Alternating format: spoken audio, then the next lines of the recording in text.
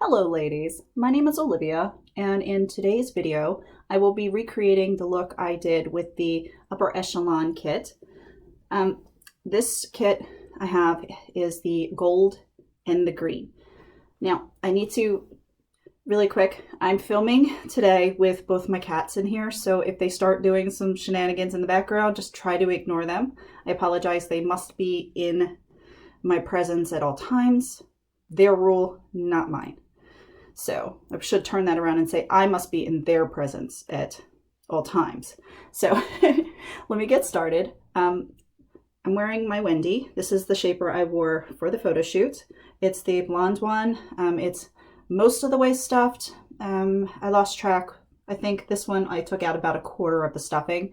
That was just to compensate for my hair inside. So if you don't have a ton of hair, it's about a fully stuffed Wendy. Mine is a little beat up, so please forgive me if I keep adjusting it. It's time to replace this girl. But I have it placed so that a little tiny bit of my hair is showing in the front because I don't want all the volume up here for this look. That's where I typically wear it, so that it comes up this direction. I wanted it further down so that the bulk hung a bit in the back. Okay. Now to begin the wrap, I have the gold Shinylicious, and I'm looking for that center seam. I don't bother with the ironing of the scarves because I like the cheat of having the seams down the center. And I also found that when I wrap them, I don't see any of the wrinkles or folds in the scarf. So I'm cheating, finding the center. I'm going to fold over about this much. Okay. When I place it on my head, I'm going to place it on my head so that this piece here is over here. So it's off center with the long tail starting on my left side, but it will crisscross in the back and end up on my right side. If you want your detail on the left side, you'll just do opposite of what I'm doing. All my details end up on the right side. Okay, so I have that folded. I'm going to be placing it on my head like so. You can see that center seam. And just like so. I'm bringing it around in the back. I'm gathering it up, and when I tie this takes me a little bit because I'm tying it opposite of what I normally tie. I want the tail that's coming out on this side to come out the bottom. So what I want to do is crisscross just like this, and bring up the long tail, pull through, give it a good cinch. Now I do believe the Wrapunzel has a good video on this, on that knot tying, on the Wrapunzel, on the list of Wrapunzel beginners videos. I do believe, because that's where I learned it, from one of the Wrapunzel videos. Okay, so got this. I'm also not worried about, you can see the shaper here, that's a little ridge. I'm not worried about that at all because when I bring over this scarf, it'll cover it all up. It's no big to do. Okay, now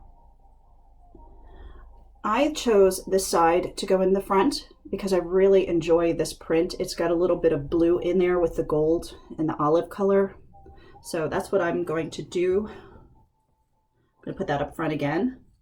And the same as I just did at an angle. And I'm going to have the short tail come out over here on the bottom and the long tail come out on this side, trying to keep these about even. So to test that, I'm going to put this on.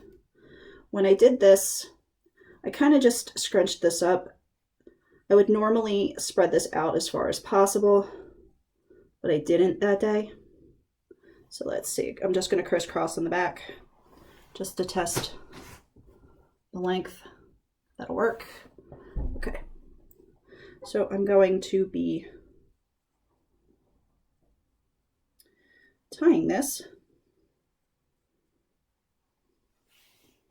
Okay. It's just the same exact thing that I did before. Okay, with the gold. I'm going to be adjusting as I go along, just to make it neat and pretty. Okay, just like so. This piece here, what in the photograph on the Wrapunzel site, when I wrapped this, there were 2 errors in the wrap itself in the photograph, and I'm going to be correcting them here because I don't think they're pretty. I think they're unsightly, and I will definitely be correcting them here. I was quick that day and I didn't realize these 2 things, or I would have fixed them before. They're right in the front here. There was an extra fold that didn't make any sense. It's not attractive. For me, in my opinion, it wasn't attractive. And then on the side here, there was like this big bulbous piece that was kind of just hanging out. So I'm going to fix that while I'm wrapping it for you so that those were not purposeful blunders. There was not purposeful things. Okay, so I folded it, not quite thirds, but I'm going to bring this piece up. And I'm crisscrossing. Okay. See, this is what I wanted, this nice smooth part, and I wanted it just like so. For some reason, this piece worked its way forward, and it was like really, really awkward. So that wasn't what I was really aiming for. But I'm getting it to this point, pulling it back at an angle. I'm gathering it on up. I'm grabbing my sari scarf. It's a sari sash. And I'm bringing it up into the front. And I'm going to bring it around and through. This is very similar to the Marrakesh. Well, it is a Marrakesh, only backwards. Sometimes you just want the frill to come out the front. You could play with this to make this as long as you want or as small as you want. I wanted it to come right to the edge, and that's what I did that day. You just take this piece, tuck it up in, and I'm going to take this piece, making sure that it's completely open. It's hard to do with the saris, but well worth the effort. I'm going to tuck it in under here. So we have this really pretty piece. If it comes undone, just retuck. This piece, I'm going to twist it and tuck in all these fringes. It doesn't have to be perfect. It just has to tuck in the fringes. And then I'm going to bring it back over here.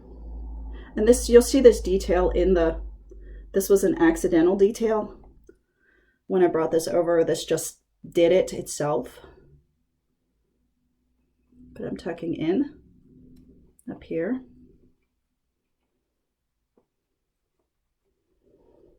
So it made this piece here a little bit wider.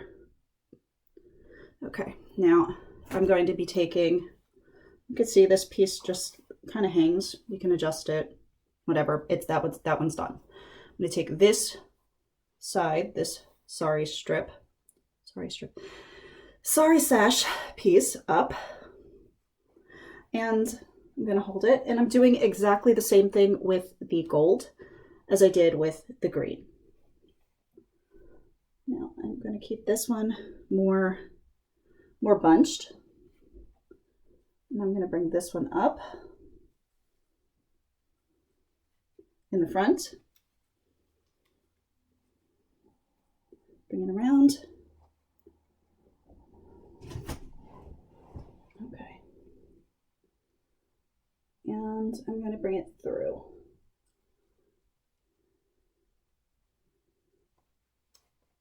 just like so. Okay, now give my arms a second. And then I'm going to do that. Not pleased with that one. Okay. I believe that the day of the photo shoot, I tied this particular knot 4 or 5 times before I was pleased with the way it looked. So let's hope I don't have to do that here. Okay, take these guys up the back and tuck them. Get them put away.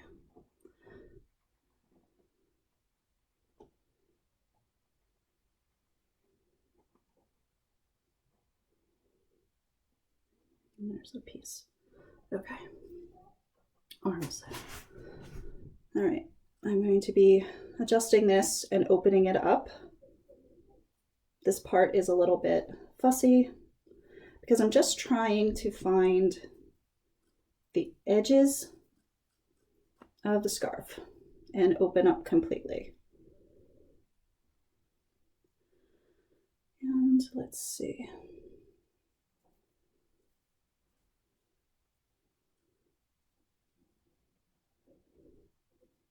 Let's see. Sometimes closing my eyes helps because I'm not focused on what I'm seeing, but I'm focused on what I'm feeling. Okay. There we go. That works. That's very helpful. I know it seems kind of crazy, but that's really, really, really helpful for me. All right. Now I've got the beautiful frill out. I'm going to take this end, tuck it underneath, and adjust this piece here, and adjust this piece here. Okay, and we've got this. Now,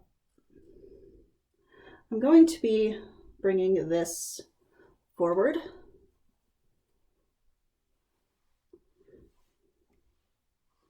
I believe what I did that day is I reached underneath, move this guy out of the way a second, just stab him up there, is I reached underneath and I found the pocket of the sari. And I just brought it through. Just to get it in the front and underneath. You can adjust it to get it more cascade-like. Then just bring this guy back down. Okay, just like this. Now, it's not mandatory to do the pull through. You can just leave it with the gold behind the sari. But I thought this would be prettier, just kind of cascading color. All right, I'm going to make sure that all of my bits and pieces are tucked. And then I'm going to spin around so you can get the full effect.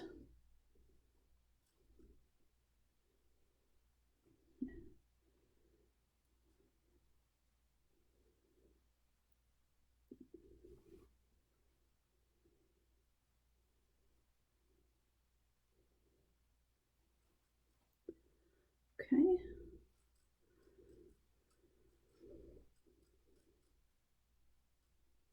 And this piece being loose happened that day. It's just one of those things I had to get used to. It was one of the reasons I was like tying and retying. I just couldn't get this super tight, and I realized that I wasn't going to, and that was okay. But we have this. Now, I guess I can put the earrings in just because I wore them that day. Hope they cooperate. Okay, I have one, and then the second.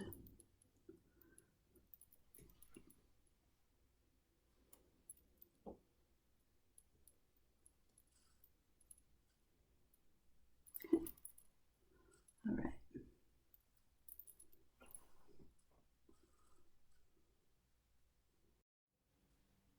All right, so this is the finished look. I am going to be spinning around. This is the back. You can get a good look at the side detail. And then the top, I'm going to try to spin my head to the top. Put my head forward so you can see the top too. So, okay. I hope you all enjoyed the tutorial. Have a wonderful day, and I'll see you in the next one.